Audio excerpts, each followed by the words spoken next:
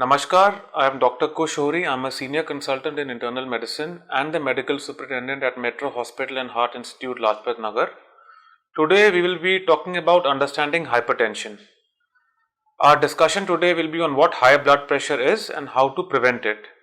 Generally, everyone would like to have a healthy or normal blood pressure, but what does that exactly mean? Basically, each time when the heart beats, it pumps blood into the blood vessels.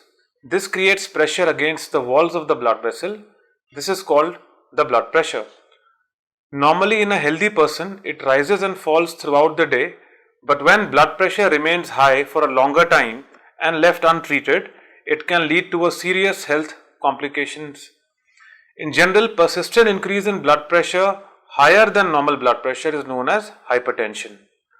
Now, high blood pressure usually develops over time. It can happen because of unhealthy lifestyle choices, for example, not having enough regular physical activity, obesity, being overweight, smoking, high alcohol consumption, leading a sedentary lifestyle, and stress, etc. There are other risk factors that can also increase the risk of developing hypertension, such as age. As people get older, the arteries which carry blood can stiffen up and narrow as excess fat builds up in them. Family history of high blood pressure. So, one or more close family members with raised blood pressure can lead to genetic predisposition to high blood pressure. Excess intake of salt is also known to raise blood pressure.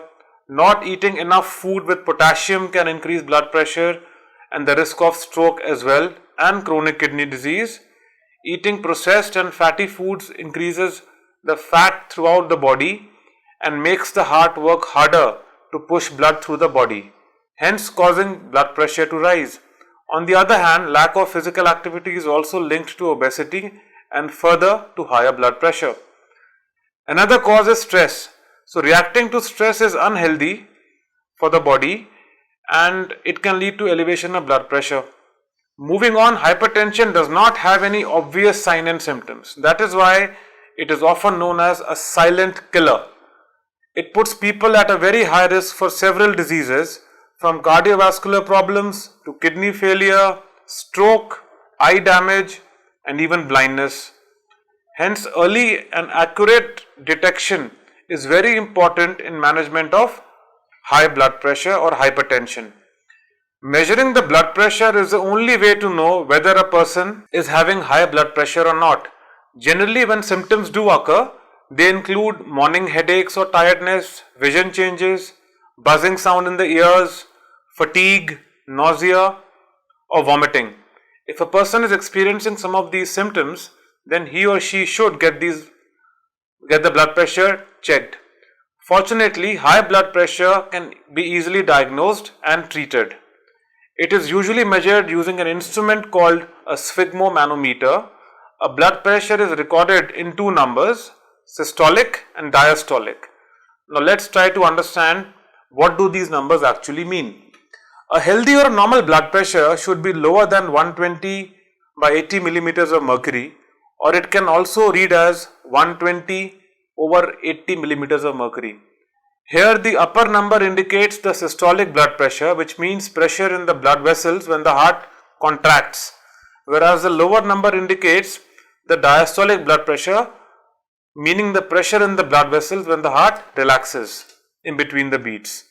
If blood pressure level is more than or equal to 140 by 90 millimeters of mercury, then the person is said to have hypertension. If a person has BP levels higher than this, then he or she might be at risk of developing serious heart diseases. This risk can be prevented and reduced by taking steps towards a healthier lifestyle, such as regular exercise, having a daily healthy diet, quitting smoking, reducing the consumption of alcohol, and intake of decreased amount of salt, regular blood pressure monitoring, stress management, and adherence to the prescribed medicines for controlling blood pressure. If blood pressure is successfully controlled with such lifestyle modifications, then it might avoid, delay, or reduce the need for medication. So let's take a look at these strategies one by one. So coming to the first point, the most important component of controlling blood pressure is following a daily regular exercise regime. Exercise can be a drug-free approach to lowering high blood pressure. Regular physical activity makes a person's heart stronger. If one has a strong and healthy heart, it can pump more blood with less effort. So, if the heart has to work less to pump, the force on the blood vessels will decrease and it will lower the blood pressure. In other cases, as we all are aware, age and weight gain are the two major risk factors for high blood pressure. So, if the blood pressure is at a desirable level, that is less than 120 by 80 millimeters of mercury, then exercise can help prevent it from rising as one advances in his or her age.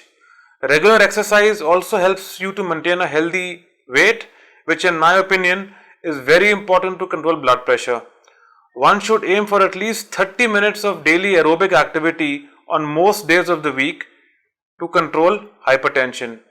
High BP level can be reduced by doing regular structured exercises such as brisk walking, jogging, swimming, cycling, etc. Now the second component which is very important is following a healthy diet.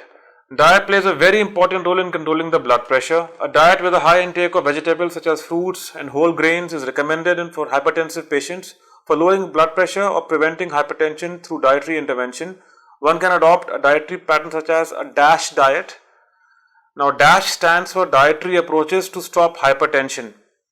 Eating a DASH diet that is rich in whole grains, fruits, vegetables and low fat dairy products and skims on saturated fat and cholesterol can lower one's blood pressure by up to 10 to 12 millimeters of mercury if one is having high blood pressure readings. Eating less saturated fat and total fat also helps. Getting plenty of potassium is of pivot importance in controlling blood pressure. Reducing sodium in your diet will really help in improving your blood pressure readings. Even a small reduction in the sodium in the diet can reduce blood pressure by about 5 to 6 millimeters of mercury if you have high blood pressure readings. To decrease sodium in your diet, one can consider the following tips, like you read the food labels. If possible, choose low sodium alternatives of the foods and beverages you normally buy. Eat fewer processed foods. So only a small amount of sodium occurs naturally in foods. So most sodium is added during processing, so you can avoid having processed food and switch to natural products. Do not add salt. Just 1 level teaspoon of salt has 2300 mg of sodium.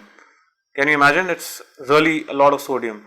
So avoid adding salt to food. Use herbs or spices to add flavor to your food.